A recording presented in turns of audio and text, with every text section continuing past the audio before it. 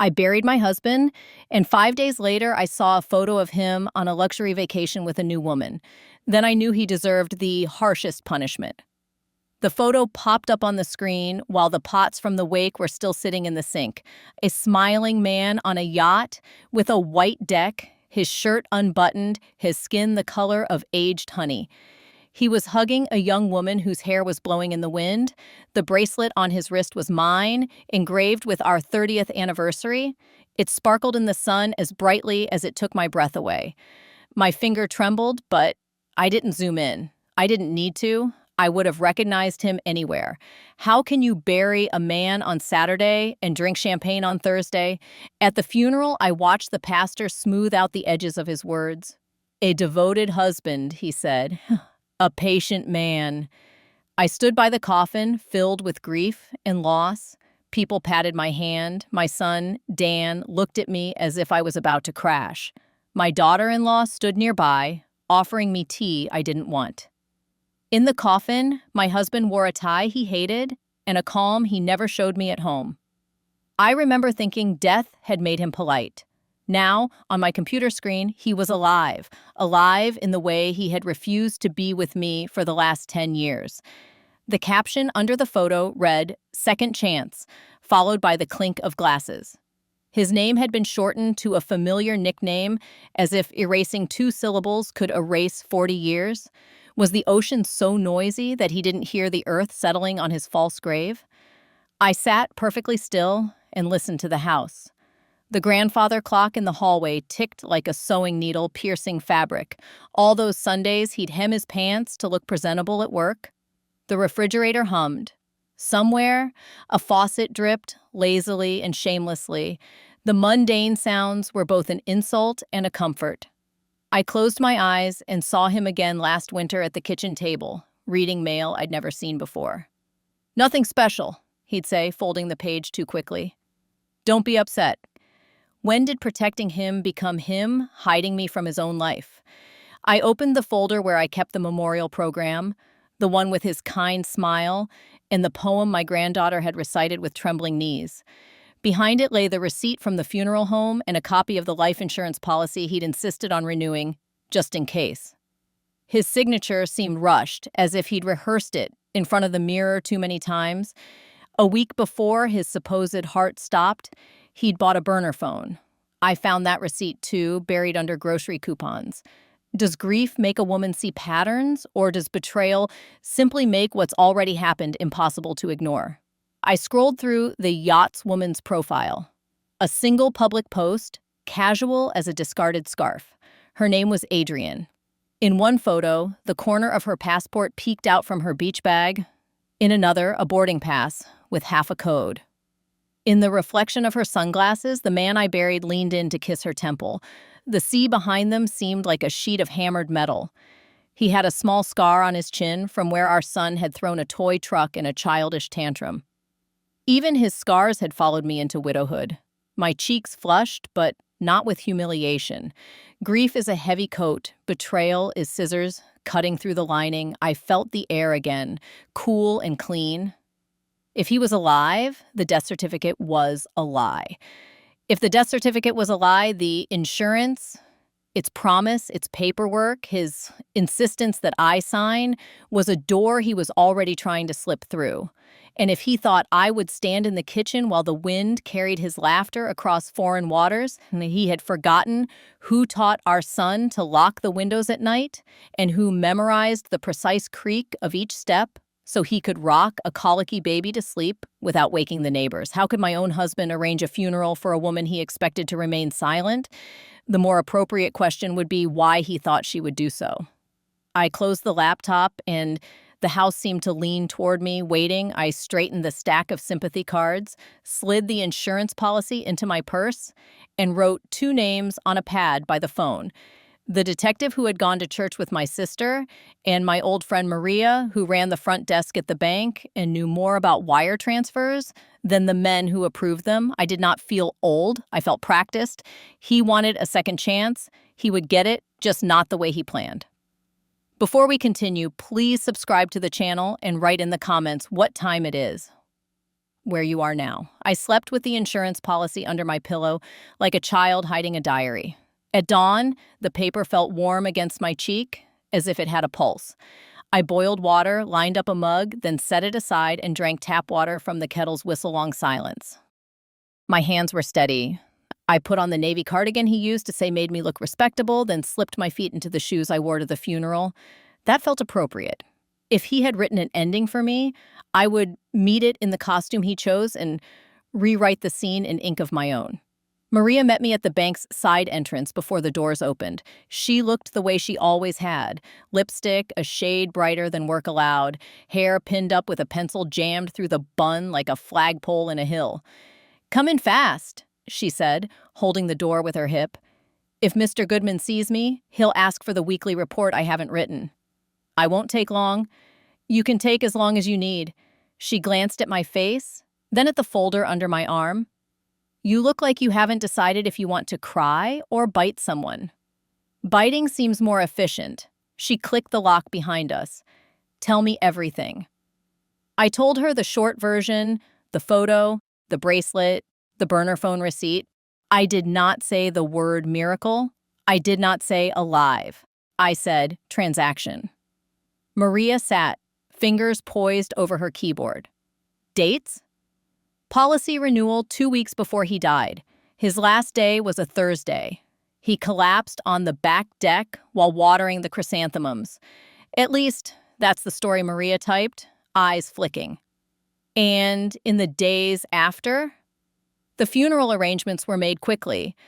Our son insisted it felt kinder to have a fast service. Your son insisted? The question sat between us, careful as a glass ornament. I nodded. "He meant well," I said, even as heat climbed my spine like a hand. Maria's tone stayed gentle. "If there's anything unusual, it'll be in the auxiliary accounts. People who move money around like to name things in ways they think are forgettable. Seasonal names, car names, pet names. He had a dog as a boy," I said. "Bingo. He cried for 3 days when Bingo died." She typed a few more commands, then leaned back. "Here we are." On her screen bloomed a list of accounts attached to my husband's Social Security number. Several were ordinary: the mortgage we paid off in 2002, the checking account we'd shared, our savings, small CDs laddered out like stepping stones. Then there were 2 I had never seen. Beacon Holdings, she read, mouth tightening. And, oh, this is cute, Bingo Foundation. Foundation? I said. For what? Childhood pets? For looking charitable, Maria said. Type of account, donor-advised fund. But look here, no charitable distributions, only transfers. She clicked. 10,000 on the 15th, another 5 on the 23rd, 3 smaller transfers in the week you were planning the funeral. What were they funding? She clicked. An LLC with a Florida address. Charter filed 2 months ago. The name is Ocean Rest Partners. My throat went dry. Ocean, rest. Words that people put in obituaries and real estate brochures. Can you print any of this? I asked. I can print a summary if you pretend you found it in your own files. Her eyes lifted to mine. Elena, are you sure you want to do this without calling the police? I'm not doing it without the police, I said. I'm choosing which door to knock on first. She pressed her lips together, then hit a key. The printer began to hum. I can flag suspicious activity, she said. That'll trigger a compliance review. They'll call him. It will spook him. Don't, I said. Not yet. Why not? Because if he runs, I said, I want him to run toward me. Maria tore the pages off the printer and slid them into a manila envelope. I hate him, she said, surprising us both. I didn't know him, but I hate him. I don't know him either, I said. Not anymore. By the time I reached the car, the sun had risen into a thin veil of cloud. The morning smelled like wet leaves and distant coffee. I opened my purse and added the envelope to the policy. Paper stacked on paper like a staircase. He had built it for himself. I would walk up, Detective Norris lived 3 blocks from our old church. He had retired after his wife's stroke, then started working again when she died because he told everyone the quiet made his ears ring. He answered his door wearing a tie over a flannel shirt, a compromise between the life he used to live and the one he allowed himself now. His gray hair had gone from careful to brave. "Mrs. Cardenas," he said, "I'm sorry for your loss." I saw the notice. "Thank you," I said, and watched his eyes. The notice, not the body. People in small towns know the difference without saying it. "Come in," he said, stepping aside. "I made coffee on purpose so I could offer it." It's what my wife would have done. I took the cup and peered into the steam as if I could read my future on its surface. Then I placed the photo of the yacht on his table. I had printed it at the drugstore before dawn. People like paper. Screens make them argue. Paper makes them consider. He set his glasses higher on his nose. "When was this taken?" he asked. "Posted yesterday," I said. "He was buried last Saturday. If I'm wrong, I'll apologize to the priest." Norris tipped the photo toward the light. "You sure it's him?" His bracelet, his scar, his collarbone. I know him the way I know the sound of my own kettle. "What do you want me to do?" "2 things," I said. "First, I want you to look at the death certificate and the medical examiner's report and tell me whose death they actually recorded. Then I want you to search the cremation records and tell me what burned, if anything." Norris folded his hands. "You think there was no body?" "I think there was a body," I said. "I just don't think it belonged to my husband." He nodded once, slowly. "And the second thing, find the woman in the photo. Her name is Adrienne. If she's watching her social media, she'll know by now that someone took the picture down. She might be more frightened than I am." Norris absorbed this without comment, then surprised me. "And your son? Where is he in this?" "In love with the idea of protecting me," I said. "And in debt." "He doesn't say it, but debt has a smell. You can't wash it out. It sits in the curtains." Norris scribbled in a notepad. "I'll need permission to contact the life insurance company as your representative." "Take it," I said. He insisted we renew the policy 2 weeks before he died. He used urgency as a flavor to make bad ideas go down. Norris handed me a pen. "If this is what it looks like, we'll have to time this right." Insurance companies have SIU teams. They like to own their glory. "I don't want glory," I said. "I want the truth. And if truth comes with handcuffs, I won't object." He walked me to the door. "One more question, Mrs. Cardenas. If he is alive, do you want to see him before he's arrested?" I stood on the threshold and listened to a bird on a wire and a leaf skittering down the sidewalk and the distant clatter of a delivery truck. "Yes," I said. "I want him to see me." When I got home, I emptied the sympathy cards onto the dining table and sorted through them. Some held 60-year-old memories written in carefully slanted cursive. Some had $10 bills tucked inside, the way people tip grief when they don't know what else to do. 4 envelopes stood out. No return address, printed labels, a subtle chemical smell like new toys from a discount store. Inside each lay a folded sheet, nothing else. Unfolding revealed photocopies of forms, a power of attorney drafted but unsigned, a deed transfer executed in blank, a beneficiary change authorization bearing my forged signature. The dates were from the week after the funeral. My mouth tasted like tin.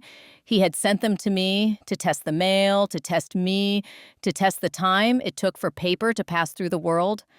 I took a photo of each sheet, then called Maria. "He's moving," I said. "Do you want me to flag the accounts now?" "Not yet." I thought of Norris's tie over flannel. "I'm going to lay bait." "How?" "By being the version of myself he's counting on," I said. "Distracted, tired, too grateful for help to ask which hand is in my pocket." That afternoon, I called the insurance company's general line and asked for help with the paperwork my husband left me. I let my voice tremble. I said over and over that I didn't want to make a mistake. A woman named Peggy told me she was sorry for my loss and that someone from their special investigations unit would call. She said it like a blessing. "Will that complicate things?" I asked, playing dumb. "It will protect you," she said. "Sometimes people take advantage of the recently bereaved." "Who would do that?" I asked, and let the silence bloom. While I waited for the SIU call, I made a list of what I did not know. How had he obtained a death certificate with an autopsy code assigned to it? Which doctor had signed? And which funeral home had hurried me through forms while my hands shivered? Who was the body? I wrote the questions in a column with lines between them, then drew threads where they might touch. It looked like a spider web drawn by a child. If you stare long enough at a web, you realize the spider is patient because it can afford to be. I could not. I would choose speed over elegance and hope necessity blessed my clumsiness. The SIU agent called just after 4. Mrs. Cardenas? This is Andrew Lang with Cedar Mutual. I'm part of our claims integrity team. May I speak freely? It would be my first honest conversation this week, I said. I'm sorry. We've reviewed your husband's policy and the claim file. Given the timing of the policy changes and a few discrepancies, we began a routine audit. Discrepancies? The medical examiner's report was shorter than typical for a sudden cardiac death. There was also a cremation waiver signed under a rushed timeline, not accusing anyone of wrongdoing, just unusual. We plan to coordinate with local authorities. Our goal is to protect beneficiaries. Often they are the victims. I am very interested in being protected, I said. I'm also interested in protecting myself in public. My granddaughter goes to school here. If there are sirens on our street, I want to be the one who explains them to her. We take discretion seriously. He paused. Mrs. Cardenas, have you by any chance seen or heard anything since your husband's passing that would suggest ongoing financial activity on his part? I have seen many things, I said. Some of them are impolite to describe over the phone. If you can come to my house tomorrow morning, I will give you coffee and surprises. He cleared his throat. I'll be there at 9. That night, I opened the closet where my husband's suits hung in a neat row. I touched the sleeves like I used to touch tomatoes at the market, checking for give. The navy suit he wore to our granddaughter's recital. The gray he wore to every meeting. The brown one he hated but kept because I loved how it set off his eyes. I put my hand inside the breast pocket of the gray suit and found nothing. In the navy, a ticket stub to a football game he never attended. In the brown, a dry cleaner's receipt for a tuxedo I had never seen. On the receipt, a Florida area code. I stood in the dark and felt my pulse in my wrists. Then I dialed the number. Blocked. A recorded voice told me the mailbox was full. Before I fell asleep, I wrote a letter to my husband. I did not plan to send it. Writing organizes anger into edges you can hold. I wrote, "You taught me to be careful with leftovers. You did not teach me to throw away what had spoiled. That was your mistake." At 8:45, Detective Norris arrived with a folder and a face like a storm trying to be dignified. 10 minutes later, Andrew from SIU knocked, crisp in a suit that made him look like a polite haircut. I put them at my kitchen table with coffee and set the photo of the yacht between them like a centerpiece that embarrassed the hosts. Norris went first. The death certificate was signed by a Dr. Hadley. He's semi-retired, covers for the ER sometimes. The medical examiner's signature is his, too, because our county contracts that job to whomever is on call. It's legal, but it's lazy. He tapped the paper. The body was released to Franklin and Sons Funeral Home on a direct cremation authorization. Speedy Andrew wrote the names in a tidy hand. Franklin and Sons is on our radar, he said. They're cheap and quick. Both traits attract good people in need and bad people with plans. Norris looked at me. I spoke with the crematorium manager. The time logged between intake and burn was irregularly short. He said the family asked to expedite. I didn't, I said. The room seemed to tilt, just a degree. My son asked a lot of questions about cost.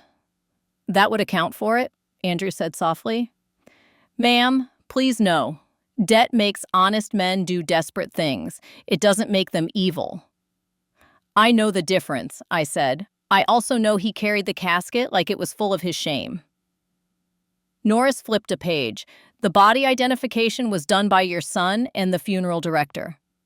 No photos taken, no third-party confirmation. He told me that the swelling from the heart attack made viewing unwise, I said. Andrew glanced at Norris. We've seen that line before. Good, I said. Then you won't be surprised by the rest. I slid the bank envelope toward them. 2 accounts moving money into Ocean Rest Partners. I also have 4 pieces of mail with blank transfers and forged signatures. Andrew whistled under his breath, a sound he tried to swallow. We can stall any payout indefinitely now, he said. That buys us time. Time for what? For you to choose how visible you want to be, Norris said. We can go to Franklin and Sons today. We can talk to Dr. Hadley. We can ask your son questions he doesn't know how to answer. Or we can wait and see who comes to you now that he's confident. Who? Norris gave me a look that felt like a hand on my shoulder. The woman, he said. Or your husband. At that exact moment, as if cued by an overeager playwright, my doorbell rang. The 3 of us froze for the length of one deep breath. I stood and walked to the door. Through the peephole, I saw a woman I recognized from a single photo. Her hair was pulled into a ponytail that had lost its nerve. Her lipstick was the color of promises. She clutched a tote bag like it contained the map out of a maze. I opened the door. Adrienne, I said. She startled like a bird. Please, she said, voice hoarse. I know how it looks. But I didn't know about you until the funeral notice. He told me, come in, I said. You'll be safer inside. She stepped past me and stopped dead when she saw Norris and Andrew at the table. Her eyes flicked to the photo of herself on a yacht with my husband. She closed them. Adrienne, I said gently, this is Detective Norris and Mr. Lang from the insurance company. They are the reason you're still alive. She turned to me with tears that had no place to go. He's gone, she whispered. He left the boat 3 nights ago to meet someone. He said not to worry. He didn't come back. I felt something in me twist. Not sympathy exactly, but recognition. Betrayal is democratic. It does not ask for your vote. Tell us everything, Norris said, voice soft, pen poised. She sat, her tote bag in her lap like a sleeping cat. We met in March, she began. He said he was separated. He said his wife was sick and wanted to spare her the talk. I believed him because I wanted to believe him. We took small trips. Then this month, he said he needed to get away after making a hard decision. He booked the boat. We were supposed to head south for a week. On the second night, he took a call in the cabin. He came up and said he had to meet someone in the marina. He took the cash, the passport, and the small bag he always kept ready. She covered her face. He left his bracelet. My heart hammered. I looked at the photo. The bracelet had been there. Did he give it to her, or had she returned it? He said if something happened, she whispered, I should deliver this to you. She pulled a small phone from her bag, not the burner on the receipt, a different one. He told me your address. He said if he didn't come back by Sunday, I should come. He told me to beg your forgiveness. Forgiveness is a luxury item, I said. Try honesty. She met my eyes. He told me he was going to fake his death. He said it was the only way out of a business war he could not win. He said there were people who would hurt you to find him, so he had to create a wall. He said the insurance would be his way back to you. To me? My laugh was a stray bark. He threw me a funeral to buy me a homecoming gift? She flinched. I'm sorry. I don't know what's real. Norris leaned back. Why bring us the phone? Because I'm scared, she said. And because I liked him when he told me about the first shirt he bought you with his first paycheck. He said you returned it because it fit you like a confession. He laughed when he told me. He looked kind. He could look like whatever anyone needed, I said. That was his sport. Andrew cleared his throat. May I? He took the phone with a tissue and slipped it into a plastic bag. If this carries GPS history, we might see his last movements. Adrienne wiped her eyes with the heel of her hand. There's one more thing, she said. A man watched the boat the last 2 days. Tall, thin, shaved head. He asked me if I knew where the asset went. The asset, Norris repeated. Not the man. The asset, Adrienne nodded. I told him to go to hell. He smiled like the idea bored him. Norris stood. "We need to get you to a safe place." "She can stay here," I said before I could stop myself. Adrienne shook her head. "No. He told me not to bring danger to your door." "It's already at my door," I said. It rang the bell. In the afternoon, Norris left to pull surveillance from the marina. Andrew took the phone to a forensics tech he trusted. Adrienne slept on my couch with her mouth open, small as a child's, one hand curled over her tote, the way my granddaughter curled around her stuffed rabbit when the thunder started. While they were gone, I wandered the house like a tourist in a country from my own history. I touched the butcher block where he had kneaded bread. I opened the drawer where his watch had sat each night like a small crescent moon. When the clock chimed 6, I dialed my son. "Mom," he said too fast. "How are you?" "I made chicken," I said. "Your father always liked it." He inhaled sharply. Mom, I can't do this with you." "I can't pretend he wasn't—" He stopped. "Dead?" I said softly. "He is very busy for a dead man." Silence. Then, "What are you talking about?" "I think you should come over," I said. "Bring whatever explanations you have left." He arrived 30 minutes later, face pale, eyes bruised by sleeplessness. He looked like the boy who had stood in the hallway with his bowl haircut crooked because I had cut it myself after dinner, scared of scissors, brave about everything else. In the living room, he saw Adrienne sleeping and took a step back as if the rug had lifted. "I can explain," he said. "That will be a first," I said. "Start anywhere." "He came to me," Dan said, voice low, like confession. "In July, he said he'd made a mistake. He said there were men who would take the house if we didn't disappear our assets. He said we had to move fast before anyone noticed. He said you would be safe if you believed it. He said I had to be strong enough to carry his casket," I said. "Strong enough to nod when a doctor with a rubber stamp signed my grief." Dan put his face in his hands.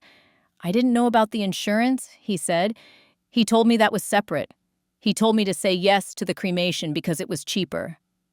"Did he tell you whose body we burned?" Dan looked up, his eyes red. "I didn't look," he whispered. "I'm ashamed I didn't look." There it was. The truth most people carry like a stone in their pocket and pretend is a charm. We do what we are told when the telling is offered, like love. "Do you know where he is?" I asked. "No," Dan said. He said he'd reach out. He said if anyone asked, I should act like I was drowning so they'd believe me. He said I was good at looking like I needed help. He laughed without humor. He's not wrong. I stepped closer and put my palm on his cheek. The stubble rasped my skin. "You chose wrong," I said. "Choosing wrong and being wrong are not the same.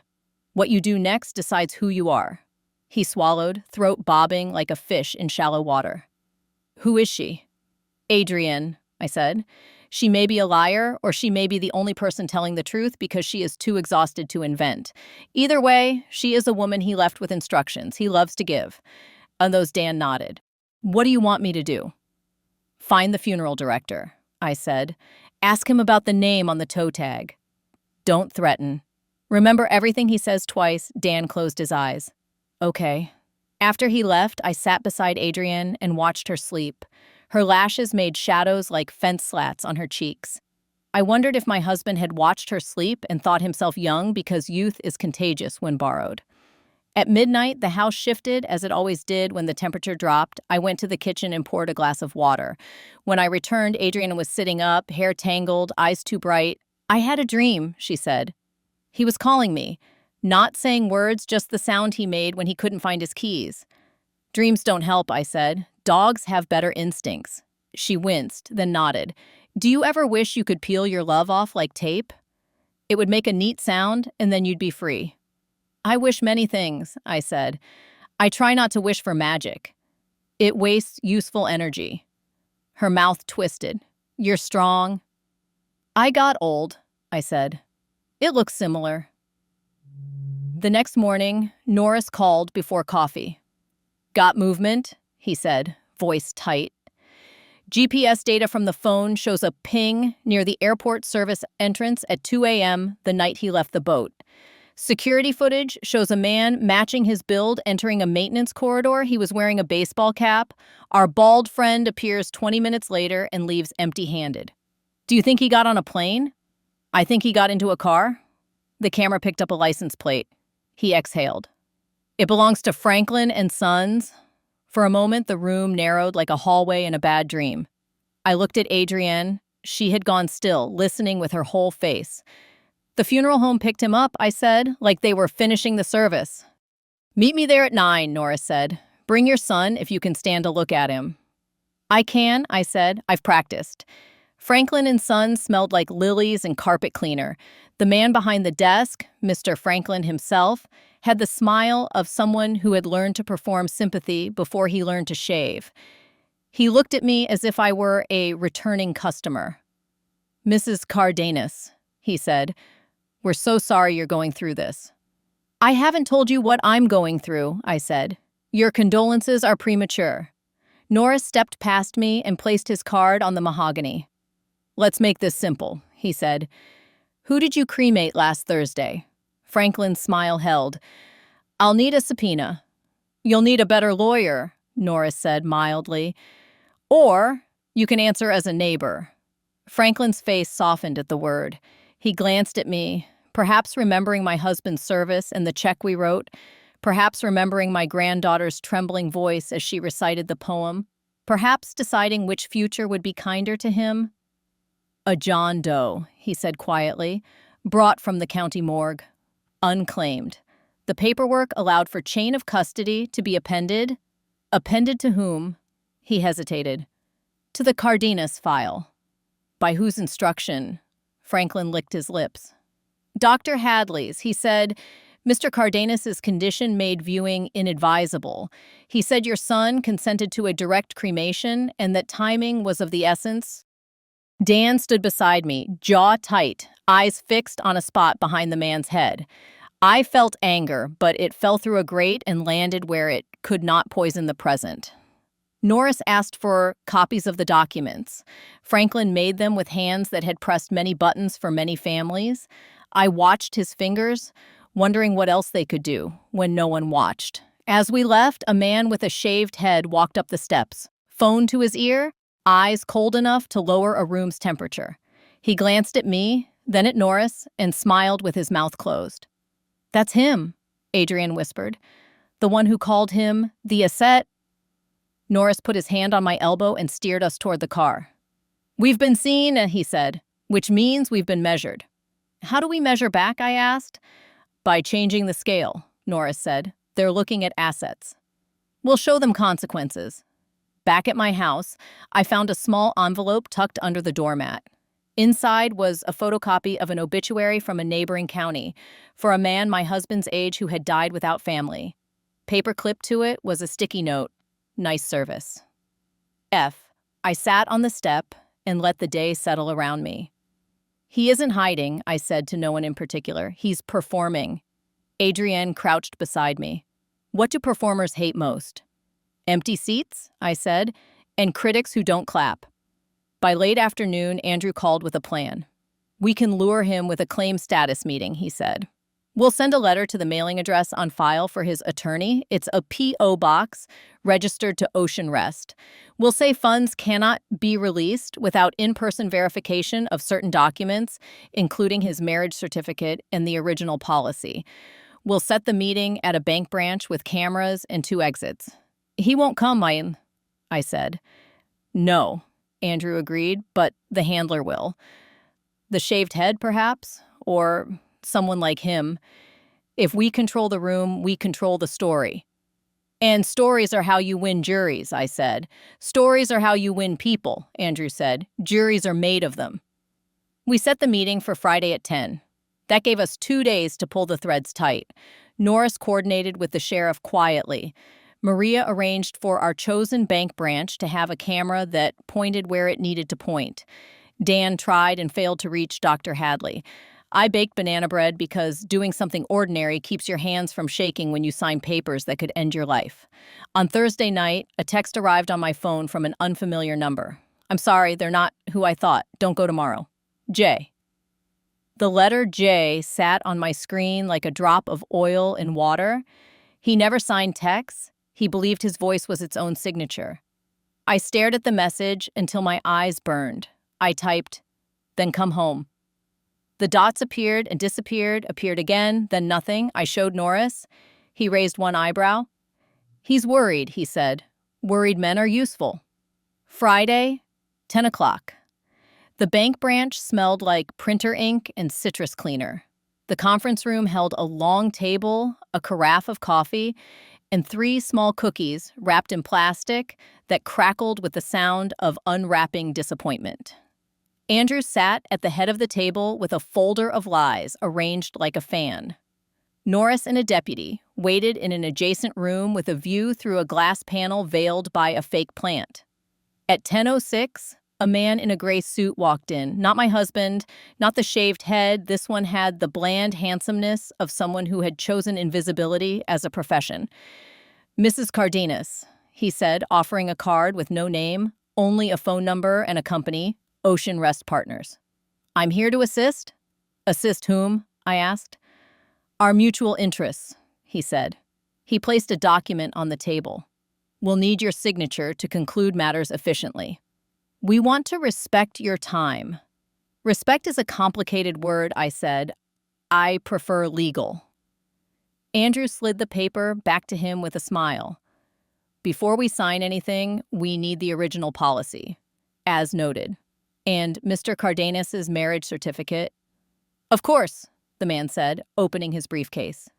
He produced a copy of our marriage certificate, accurate down to the name of the chapel and the priest who had warned us not to go to bed angry. Then he held up a folder triumphantly. "The policy." Andrew took it, flipped it open, and shook his head with admiration. "Excellent reproduction," he said. "Almost perfect." The man's smile thinned. "It's original," he said. "No," Andrew said, voice still friendly. "It's an excellent reproduction." The original has a faint crease on page 3 where Mrs. Cardenas folded it in 1998 when she mailed in an address change. She always folds her papers exactly in thirds. You can see it here in the envelope she brought today. He held up my envelope. "We humans are consistent in our habits." The man's eyes moved, quick, assessing, then he made his mistake. He reached for the folder as if snatching candy from a toddler. Norris stepped in, the deputy followed. I watched the man calculate the camera angles, the door, the plant disguising the glass, doing math with his feet. He sat back and folded his hands. "This is a misunderstanding, Isaiah. He said. "Yes," Norris said. "We're finally understanding." The deputy collected his bag. Inside were 3 driver's licenses with my husband's face dressed in different names, a stack of cashier's checks, and a handwritten note. Friday, 10 a.m., widow. The last word was underlined twice. At home that afternoon, I made tea. The kettle screamed, then calmed. Adrienne sat at the table, twisting her hair into a rope. "What happens now?" she asked.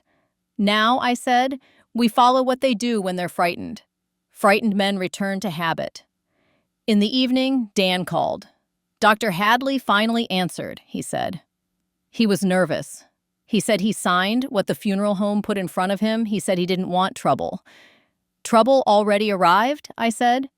"Did you get him to say it plainly?" "Yes," Dan said. "I recorded it." "Is that illegal?" "Maybe," I said.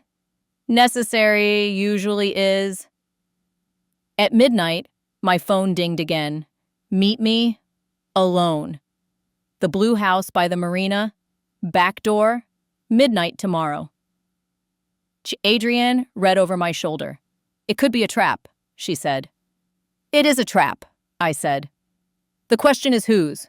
Norris insisted on backup. He showed me the way police wear plain clothes that still carry the shape of uniform. He placed 2 officers in a car at the end of the block, another in a boat that drifted like a sleeping alligator near the marina wall. I walked to the blue house at 11:58. The back door was cracked. The kitchen smelled like lemon oil and stale cigarettes. I stepped inside and let my eyes adjust. He stood in the doorway to the living room, a shadow with a voice. "Elena," he said. It hit me in the ribs, the sound of my name in his mouth, I swallowed it like a pill. "You're alive," I said. He stepped forward into the spill of light from the hallway. Time had not been kind to him. It had been precise. His hair was thinner. His cheeks had hollowed. His eyes were the same, appraisal, hidden in tenderness. "I did it for you, sir," he said. "You did it for the money," I said. You used me as a box to carry it in." He lifted his hands in a gesture of supplication that had charmed strangers and judges and our son when he broke a window at 12. "I got in over my head," he said. "I owed people with names I'm scared to speak. This was the only way. I had to make it real. I had to make you believe you made me believe." Yeah, I said. "I stood beside a box and thought you were inside it. That counts as real?" He winced. "I told Dan not to let them view. I didn't want you to have that picture in your head." "How considerate," I said. "Where did you find the body?" He flinched again. That small, full-body flinch I knew from winters when the first snow touched his neck. "Don't ask me that," he whispered. "You burned a man," I said, each word precise. "You burned him and called it mercy. You sent me blank forms and thought I would trip and fall into your trap. You told a woman to come to my door with a phone like a peace offering.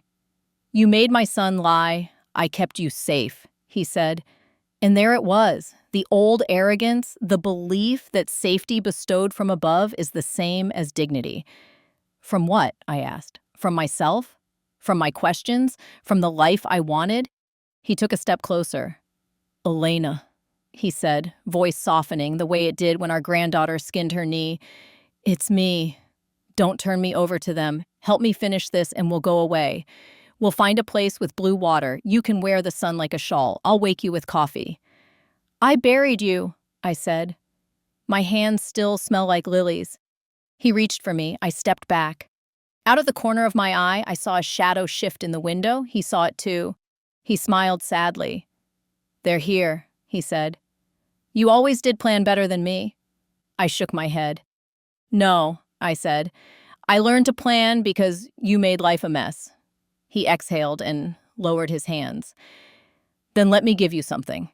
He reached into his pocket slowly, palms visible, the way men do when the room can turn violent, and produced a small key and a scrap of paper. "A storage locker," he said. "Cash. Papers. Enough to make them leave me alone. Enough to put Dan right. Take it. Why?" "Because I loved you," he said. "And because if I give it to you, it won't get me killed for stealing from them. It will look like you took it from me. They don't hurt grandmothers, Elena. They respect the role, do they?" He smiled without teeth. "They don't. But maybe they believe their mothers would." I took the key with 2 fingers like it might bite. "Show me you can be honest once," I said. "Tell me who they are." He shook his head. "Names are currency. I'm broke." Sirens bloomed outside, crisp as new ice. He closed his eyes. When he opened them, they brimmed with something that almost looked like regret. "I was a good father sometimes," he said. "Sometimes," I said. The back door banged, and Norris's voice filled the kitchen with the particular authority of men who get to announce conclusions. "My husband didn't run. He raised his hands. They cuffed him without scuffle. He didn't look at me as they let him out. For that small mercy, I was grateful." And in the days that followed, the story unfolded like a map you didn't realize was larger than the table it sat on. Franklin and Sons had a side business accommodating people who wanted to disappear. Dr. Hadley's signature appeared on too many quick cremations. Ocean Rest was a laundering tool for debts owed to a man with a shaved head and a history of believing other people's things belonged to him. The storage locker held cash and a ledger written in my husband's careful hand, neat as grocery lists. The ledger told names by initials and amounts by dots, as if it would comfort me to decode his treachery as a puzzle instead of a life. Dan brought me flowers that didn't match and sat at my kitchen table with his hands open like someone waiting for a verdict. I set the ledger between us and watched his face as he read. "How do you forgive this?" he asked. "You don't," I said. "You put it where forgiveness would go and you call it memory?" Then you don't pick it up unless you have to cross a river. He nodded as if he understood, then looked at me with that small boy's plea that mothers recognize even when it grows beards. Am I a good man? He asked. You are good when you choose to be, I said. Choose more often. Adrian moved out of the guest room 2 weeks later to an apartment across town with a window that faced the square and a plant she called Fig that wasn't one. We went to lunch once a week, we ordered soup, we spoke about everything except the man whose shadow would not leave easily. When she cried, she did it in a way that didn't call attention to itself, dabbing, blinking, confessing only when the napkin was a mess. Do you miss him? She asked me once. I miss the version of me who trusted him, I said. She was someone I would like to be again, without, the stupidity. Can you be that again? Yes, I said, surprising myself, but her trust will be shaped like a key.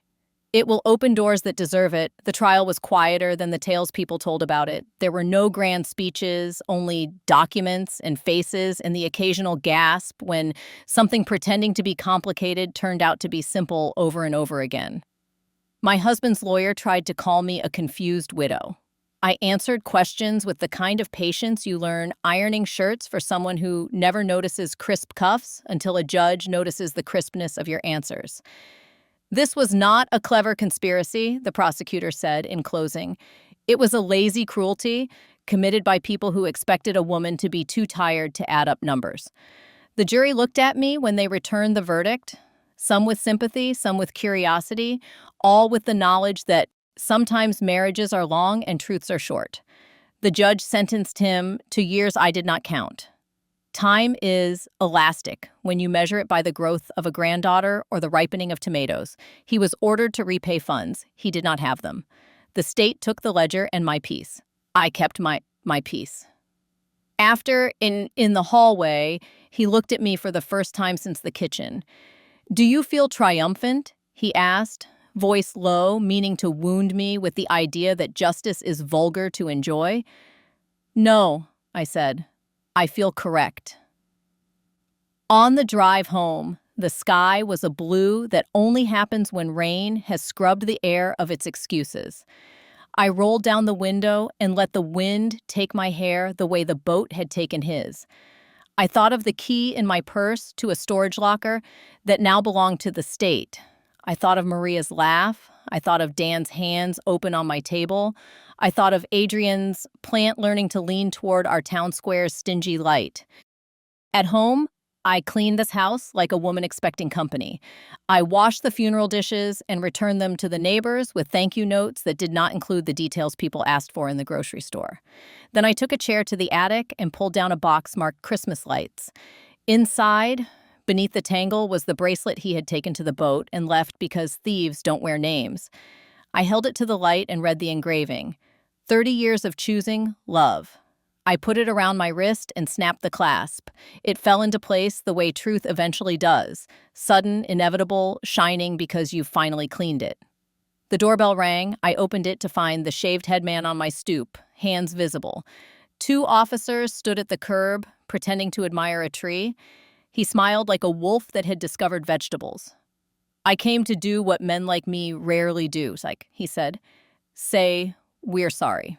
Not for what we did to your husband. For what we expected of you. What did you expect? Silence, he said. You were very loud.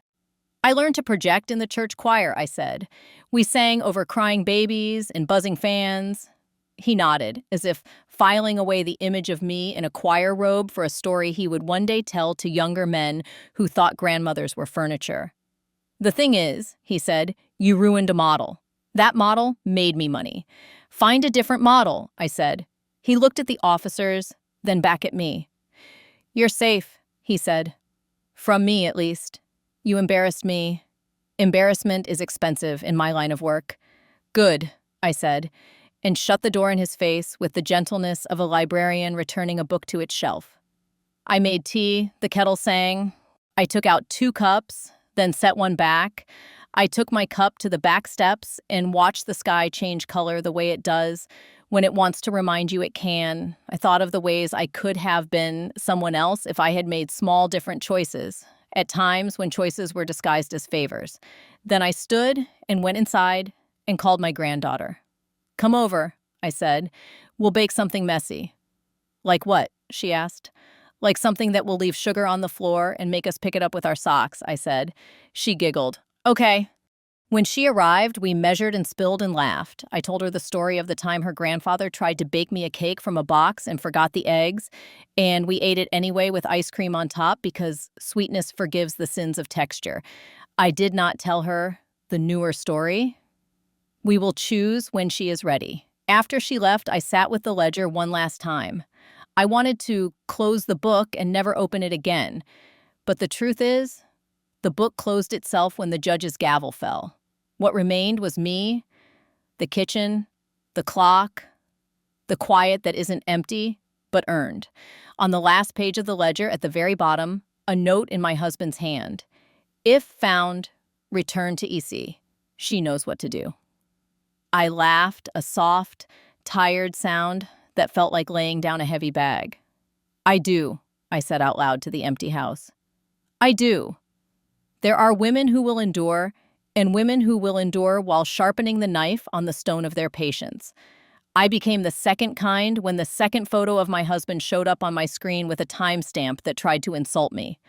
The world thinks grandmothers are soft, and we are, in the places where it grows people. Elsewhere, we are granite. Sometimes, when the house is too quiet and the clock too loud, I go to the marina and watch boats go out. I look for a man with a familiar back and do not find him. I buy an ice cream and eat it slowly enough that it drips. I let it drip. Mess can be honest. Then I walk home along the water and think about the word widow and how it sounds like a window with the air knocked out. I open my windows. I let air in. If he writes from wherever he is, prison or the corner of someone else's story, I will read it and put it beneath the box of Christmas lights. I will not forget. Forgetting has never been my talent. My talent is naming. I learned every sound in this house and who it belonged to. Now the house makes a new sound, me breathing as if I have earned the right. I buried my husband, and 5 days later, I saw a photo of him on a luxury vacation with his new woman. Then I realized that he deserved it. Deserved the moment when he believed he had outrun the life he made, the exact second before he turned and saw me standing where he thought the past would not follow. He deserved the surprise of discovering that the softest thing in his house was the hardest thing in his way. When people ask how I did it, I tell them the truth that sounds like a trick. I paid attention, I trusted myself, I refused to be rushed, and when the time came, I raised my voice so the back pew could hear me. That's all. The bracelet catches the sun when I turn my wrist to pour tea. 30 years of choosing, the engraving says. I choose myself now. I pour another cup. The kettle continues its work. The house remembers how to be a place where joy arrives without wearing a disguise. My grandma told me this story. I have many more stories. Subscribe so you don't miss the most interesting things.